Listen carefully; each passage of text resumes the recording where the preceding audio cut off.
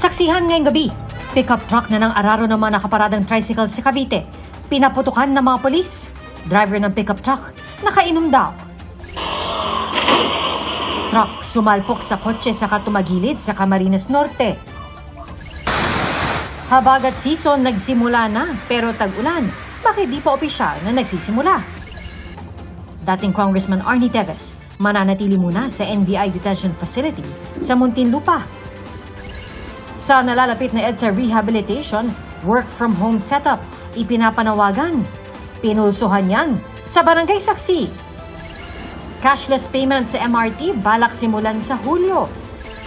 Jeneline Mercado at Dennis Trillo, bakit nag-aalala sa tiping nila sa Europe para sa sanggang dikit for real?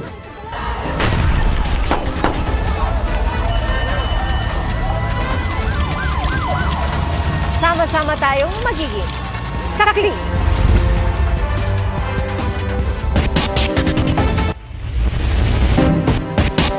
Patay isang senior citizen sa Ilocos Sur matapos magpagulong-gulong nang mabangga na isang motorsiklo. At sa Cavite naman, nauwi sa maaksyong pagresponde ng mga pulis ang tangka umanong pagtakas ng driver na nakasagasa ng mga tricycle. Saksi, si Jonathan Andal. Tinutukan na ng baril ng pulis pero hindi huminto ang pickup truck na ito kaya pinaputokan niya ang isang gulong. Sid Lucero, Gloria Diaz at ang South Korean actor na si Choi Bo-min. Salamat po sa inyong pagsaksi. Ako si Pia Arcangel para sa mas malaking misyon at sa mas malawak na paglilingkod sa bayan.